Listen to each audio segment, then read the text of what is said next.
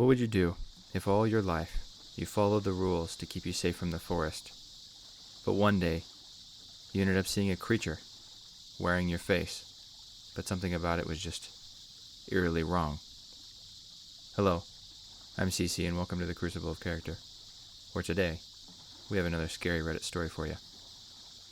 Today's story is entitled My Dad's Rules for the Forest, and it was uploaded to the r/NoSleep subreddit by Grand Adventures. If you enjoyed today's story, please make sure to stick around to the end to see how the story ends out. As well as please consider subscribing. We're trying to get to 100 by the end of the year, and I'd love to have your help with that. Anyways, here's the story. I grew up with rules, strict ones. There weren't about chores or bedtime or grades. They were about the forest. My dad posted them on the fridge like commandments, written in thick black marker. No explanations, no discussions, just rules. Rule 1.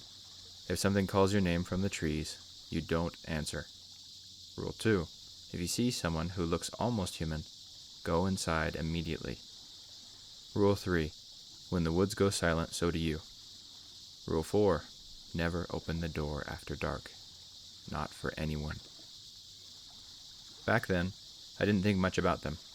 I thought my dad was just paranoid. A survivalist type, the kind of guy who kept extra locks on every door and food stored in the basement. But the older I got, the more I realized the rules weren't about imaginary dangers. They were about things he had seen. Things he didn't want me to see. The first time I understood that was when I was 12. It was late, maybe 1 in the morning. I woke up to a voice drifting through my bedroom window. Soft. Familiar. Hey kiddo, come outside.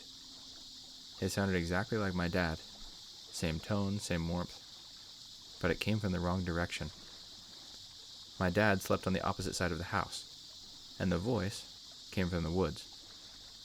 I froze, sitting upright, listening as the voice kept repeating the same line. Come outside. I need your help. Come outside. I need your help. I wanted to answer. I really did. The voice had that gentle, coaxing calm he usually used whenever I was scared or sick. But then I remembered Rule 1, so I stayed still, silent. Cold sweat running down my arms. After a minute, the voice changed. It sharpened. The softness vanished. Come outside. No warmth, no humanity, just the imitation wearing thin. Footsteps padded through the leaves, slow and deliberate. Then, something tapped twice on my window. Not hard enough to break it, just enough to let me know it knew exactly where I was. I didn't sleep the rest of the night. I told my dad the next morning, and he didn't get angry. He didn't call me crazy. He just nodded as if he'd been waiting for that moment. That is why we follow the rules, he said quietly. They don't understand why we talk. They only know how to copy. That was all he said. He didn't tell me what they were, and I didn't have the courage to ask. As I got older, the rules made more and more sense. Once I was 15, the forest went silent in the middle of the afternoon. All at once. The birds, the wind, the insects, everything shut off, like someone hit a switch. I froze, remembering Rule 3. Across the clearing, something moved. It stepped out from behind a tree. Tall, pale, and wrong. Its arms hung too low. Its knees bent the wrong way. Its face. Oh man, its face looked human from far away, but as it came closer, the details melted like wet paint sliding down a canvas. It tilted its head at me, curious. I didn't scream. I didn't move. I just backed inside and locked the door. The thing stayed there for nearly 10 minutes, staring at the space where I had been standing. When I told my dad, he didn't act surprised, only tired. They're getting braver, he muttered. After that, he added a new rule. Rule 5. Never go in the woods alone. But even rules have limits, and eventually the forest tests them. It happened last winter. I came home from school and found the house dark. Not unusual. Dad often chopped wood until sunset. But his axe wasn't by the stump. His jacket still hung on the hook. His boots were gone. Night fell, and he still wasn't back. Normally I wouldn't break Rule 4, but something felt wrong in my gut, like a string pulled tight. I grabbed a flashlight and stepped out onto the porch. "Dad?" I called out. For a moment, only the wind answered. Then, I heard footsteps. Heavy ones. Relief washed over me, until a voice floated out between the trees. "Kiddo, come help me." My stomach dropped. The tone was right, but the rhythm was off. Words hitting the wrong beats, like a song played with missing notes. The rule echoed in my head. If something calls your name from the trees, you don't answer.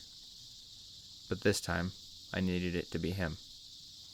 I needed to believe he was out there. "Dad?" I said again, voice cracking. The footsteps stopped. Then, the voice corrected itself. "Hey, kiddo, I need your help." Perfectly this time. Too perfect. I backed towards the door, but before I could reach it, another voice came from the opposite direction. Hoarse. Real terrified. "Don't listen to it." My dad burst from the tree line, limping, covered in dirt and scratches. Behind him, shadows rippled, fast, hungry shapes weaving between the trunks. He shoved me inside, slammed the door, and threw the deadbolt. Something hit the porch a second later, followed by scraping along the wood, slow drags testing the boards. My dad collapsed against the counter, panting. "They're learning," he whispered. "They almost had me." I wanted answers. I wanted to ask what they were, why they wanted us, why we lived here, instead of somewhere safe. But looking at him, pale, shaking, haunted, I realized the truth. He didn't have answers either, just rules.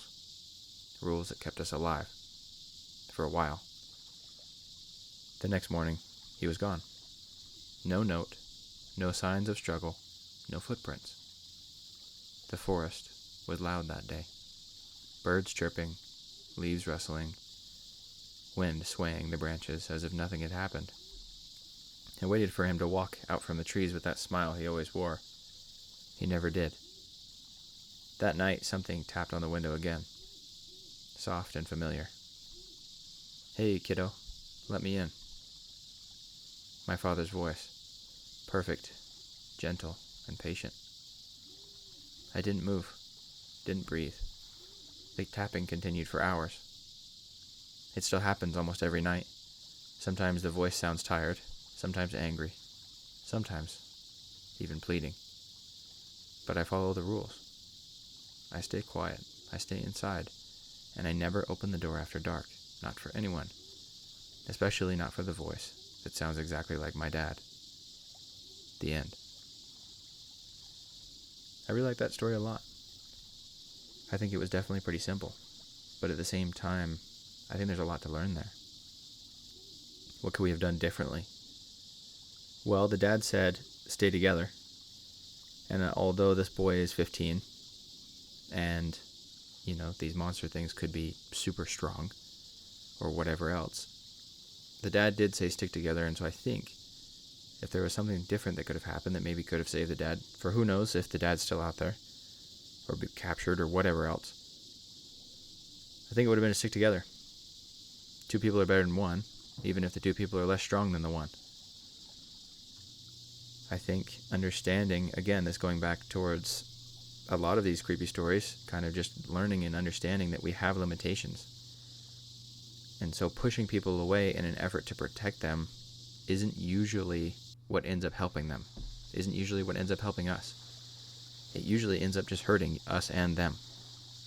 And that's not even what we intended in the beginning. I think as guys, especially, and as men, it's super easy to want to be strong all the time and to not let the kind of manly facade crack at all. But we have to understand, pushing people away in an attempt to maintain that strength or that kind of thing that we've worked on so hard to be, it doesn't help us. The only way that we can actually be strong most of the time is by understanding that we aren't strong all of the time. If we try so hard to be strong all the time and never give ourselves rest, you end up just being weaker than you could be. You end up just being exhausted from playing a part that you aren't. And I think that is a great thing to learn from this. I think it's also really cool to kind of understand the uncanny valley. Part of our genes, at some point in our genes, we must have had to adapt to understand what things are human and not human, but just slightly off. It's kind of like when you get that weird feeling in your gut when you see a mannequin that looks a little bit too real. I think that's why, for the most part, they stopped putting eyes on mannequins, and they're just kind of the blank white forms, or blank colored forms sometimes. But that's because I think there was a different species that was basically people, but at the same time it wasn't people. Maybe it was back in, caveman times or whatever else. But for some reason, we needed to be able to differentiate from them. And that's why I feel like it's so easy for us to understand when something is just a little off. Whether it be, I think it comes really into play when we see all of the AI content coming into the world today. And how, at least for me, I think it's really easy to tell the difference. I know that sometimes, and especially with the newer ones, and as it continues to progress, it will become harder and harder to differentiate. But what do we see wrong when we see most AI images? Something's wrong with the hands, something is wrong with the fingers, something's wrong with the eyes, something is wrong with the teeth. It's easy things to spot. It's things that should be normal. How many sets of eyes have you seen in your life? How many sets of teeth have you seen in your life? Have any of them been the same? Have you ever seen somebody with a lazy eye before? Or with teeth that could belong to a pirate? So why is it that when it's slightly off, we know it's slightly off, when in reality there's literally billions of different combinations of these things? It's super interesting to think about, and I'd love to make a video on it at some point. But anyways, with all that wrapped up, again, I think the lesson here is to ask for help and to realize that pushing people away doesn't help you. It just makes you weaker. I love you all. I'm Cece. And if you have any comments or if you have any thoughts about this story or about how I could improve my videos or what you'd like to see coming up in the future, please let me know down in the comments below. And again, if you enjoyed today's video, make sure to subscribe for more. And with that, goodbye.